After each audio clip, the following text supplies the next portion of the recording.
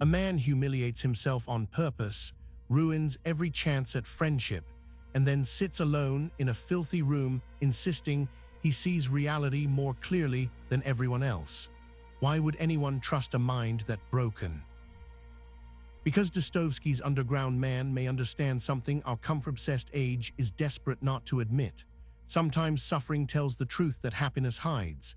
He is bitter, petty, unreliable, and still uncomfortably recognizable. But first, let me tell you why this matters more today than ever. St. Petersburg, wet streets, gray sky, government offices full of minor officials shuffling papers, nursing resentments, and disappearing into the machinery of empire. In 1864, Fyodor Dostoevsky published Asterisk Notes from Underground Asterisk, a strange, feverish work that sounded less like a novel and more like a confession torn from the underside of the human soul. And it arrived at the perfect moment. Europe was filling with optimism. Science was advancing. Rational systems were promising progress. Human beings, many believed, could finally be explained, improved, and organized. If you understood self-interest, social conditions, and reason, then behavior would become predictable. Build the right society, and you could build the right human being. Dostoevsky looked at all that confidence and said, essentially, you have no idea what a human being is. So he created the underground man, not a hero, not a sage, not a model of Stoic philosophy, and certainly not a clean self-improvement archetype. He is spiteful, hyper-conscious, humiliated by his own weakness, addicted to his own degradation. He doesn't just suffer, he studies his suffering like a scientist dissecting a wound. And that is exactly why he matters. Because modern philosophy often assumes that clarity leads to peace. Ancient wisdom traditions, whether Stoic philosophy, Buddhism, or Christian asceticism, often ask what suffering can teach us. But the underground man takes a darker route. He asks, what if pain is not just something to transcend? What if pain exposes the lies you tell yourself? That question is radioactive, especially now. We live in an age of optimization, morning routines, productivity hacks, modern stoicism stripped into motivational slogans. We are told to regulate, reframe, manage, heal, and perform resilience. All useful, sometimes necessary. But what if your suffering is not a glitch in the system? What if it is the one part of your life refusing to be fake? Here's what he wrote. I am a sick man. I am a spiteful man. I am an unattractive man. That opening is brutal. It doesn't introduce a character. It detonates one. He strips away charm, dignity, and excuses in 3 blows. No branding, no heroic narrative, no attempt to look admirable while confessing weakness. And what he wrote next changed everything. Not because he gives you a solution, but because he forces you to confront a possibility most people spend their lives avoiding. Let's stay with that line. I am a sick man. I am a spiteful man. I am an unattractive man. The obvious reading is psychological. This is a damaged person announcing his pathology. True. But Dostoevsky is doing something more dangerous than that. He is attacking the fantasy that human beings are fundamentally transparent to themselves. The underground man knows he is petty, but he cannot stop. He sees his contradictions with agonizing precision, but self-knowledge does not liberate him. It paralyzes him. This is the opposite of most self-improvement narratives. We're told that if you become aware enough, disciplined enough, rational enough, you can align your life. Dostoevsky says, maybe not. Maybe consciousness can become a prison. And here's where most people get it wrong. They think the book is simply anti-reason. It isn't. It's anti-reduction. It's against the idea that reason alone explains the human heart. The underground man suffers because he wants mutually exclusive things. He wants dignity and humiliation, connection and revenge, freedom and dependence. He wants to be seen and also to despise the people seeing him. Sound irrational, of course, but is it unfamiliar? How many people destroy relationships they secretly want? How many scroll endlessly through images that make them feel inadequate, then call it entertainment? How many choose the familiar misery of resentment over the risk of honest change? This is why the book feels modern in a way almost no 19th century text should. Beneath all the old streets and candlelight is a mind that behaves like the internet gave it a body. Hyper-aware, defensive, performative, humiliated, craving recognition while resenting everyone else who gets it. And then Dostoevsky delivers one of the most devastating insights in modern philosophy. Man is sometimes extraordinarily, passionately in love with suffering. That is a line people resist because it sounds offensive. We want suffering to be accidental, imposed, external, and often it is. But Dostoevsky is talking about something else, the suffering we collaborate with, the suffering we nourish, the pain that becomes identity. You see it when someone would rather remain wounded than become responsible. You see it when resentment becomes a source of superiority. You see it when pain grants moral status and healing feels like a kind of loss. This is the controversial part. Some people do not want to get better, not because they enjoy pain in a simple sense, but because pain gives them a self. That will upset people. Good, it should. Because if that's true, then suffering is not always the enemy of truth. Sometimes it is the only thing preventing you from disappearing into illusion. The underground man's misery reveals his vanity, his dependence on others, his hunger for significance, his inability to love cleanly. Pain doesn't ennoble him, it exposes him, but there's something even more shocking. Dostoevsky suggests that people may choose suffering over a life engineered for perfect comfort, because comfort without freedom feels inhuman. Now we reach the nerve. The great dream of rational civilization is simple. Identify what people need, satisfy those needs, and they will behave well. Build systems of efficiency, safety, convenience, and comfort. Remove uncertainty, remove pain, remove chaos, and human beings will finally become reasonable. Dostoevsky thought this dream misunderstood us completely, because human beings do not only want what is beneficial, they also want what is chosen, even if what they choose hurts them, even if it ruins them. He writes, "What man wants is simply independent choice, whatever that independence may cost, and wherever it may lead." That is not a slogan for healthy freedom. It is a diagnosis of a dangerous freedom. The underground man would rather act against his own interest than become a piano key in someone else's system. He would rather suffer by choice than prosper mechanically. And this is where it gets interesting, because this is not just a 19th century argument. It's your life. Why do people stay in jobs they hate until they explode? Why do they sabotage loving relationships the moment intimacy demands honesty?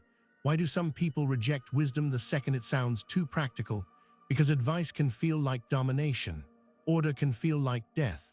Even modern Stoicism, when flattened into productivity culture, can become one more polished machine trying to program the soul.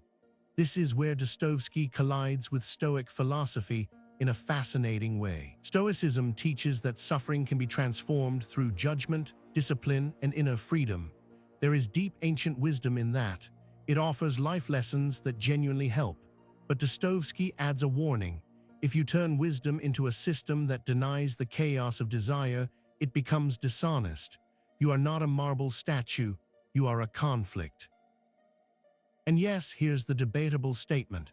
Most self-improvement content fails because it treats the human being as a productivity problem instead of a spiritual contradiction. That's why so much advice works for a week and then collapses. It addresses behavior without confronting the secret attachments underneath. You say you want peace, but do you want peace more than vindication? You say you want love, but do you want love more than control? You say you want truth, but do you want it more than the story in which you are innocent? The underground man is unbearable because he forces those questions. He shows that suffering can reveal the hidden bargains you've made with yourself, the grudges you feed, the fantasies you preserve, the humiliations you revisit because they keep your identity intact. And yet, inside that darkness, there is a strange possibility of transformation, not because suffering is good in itself. It isn't. Some suffering crushes, deforms, and destroys. Romanticizing it is foolish. But suffering can become a threshold if it strips away your lies, if it takes from you the performances that comfort protected, if it leaves you face to face with the self you would never have chosen to meet. That's the beginning of honesty. And honesty, real honesty, not curated vulnerability, is where philosophy stops being entertainment and starts becoming medicine. So what truth does suffering reveal? Not some sentimental message that pain makes you special. Dostoevsky would laugh at that. The truth is harsher. Suffering reveals what you worship. If inconvenience makes you furious, maybe you worship control. If rejection shatters you, maybe you worship validation. If boredom terrifies you, maybe you worship stimulation. If criticism lingers in your mind for years, maybe you worship your image. This is the underground man's great contribution to modern philosophy. He drags philosophy down from abstractions into the swamp of motive. He asks not, what do humans ideally seek, but what do you secretly cling to when you are hurt? And here the earlier quotes lock together. I am a sick man. That is the collapse of self-flattery. Man is sometimes extraordinarily, passionately in love with suffering. That is the revelation that pain can become attachment. What man wants is simply independent choice. That is the final blow. We may choose pain itself if it protects our sense of self. Now think about what this means. If suffering shows you your attachments, then suffering can become a kind of involuntary wisdom, not ancient wisdom delivered from a mountaintop, not clean Stoic philosophy repeated in a calm voice over sunrise footage. Something messier, more embarrassing, more useful. Because the moments that reveal you are rarely noble. They are small. The text you wanted and didn't get. The envy you feel when a friend succeeds. The silent rage when someone disrespects you. The way your mind rehearses revenge in a conversation that ended hours ago. These are underground moments. And what if, instead of immediately numbing them, reframing them, or posting about them, you examined them? What if suffering were not just something to escape, but something to interrogate? What is this pain touching in me? What idol did it threaten? What fiction did it expose? That doesn't mean staying underground forever. The underground man is not a destination. He is a warning, live entirely in bitterness and self-consciousness, and you become incapable of love, action, and grace. But ignore him, and you become shallow, efficient, polished, and fundamentally unknown to yourself. This is why Dostoevsky remains so powerful in a world obsessed with wellness and optimization. He reminds you that your pain is not always a technical issue. It may be moral, existential, spiritual. It may contain a verdict on the life you are living. And that's the aha moment. Suffering reveals truth because suffering bypasses your public relations department. When things are going well, you can maintain a story about who you are. Kind, detached, rational, evolved. But let pressure rise, let humiliation strike, let desire go unanswered, and suddenly the hidden self appears. The self-improvement version of you says, I've moved past this. The suffering version says, no, you haven't. So ask yourself, when life presses on the bruise, what comes out of you? Wisdom, vanity, need, cruelty, despair. What does that reaction teach you that comfort never could? That is Dostoevsky's underground truth. Suffering is not always meaningful, but it is often revealing. And revelation is the beginning of transformation. Go back to the opening image. A man alone in a shabby room, alienated from others, trapped in his own mind, insisting that his suffering lets him see more clearly. The terrifying part is not that he is entirely wrong. The terrifying part is that in certain moments, he is right. You do not need to become the underground. You should not. He is what happens when insight curdles into paralysis, when honesty loses hope, when consciousness feeds on itself.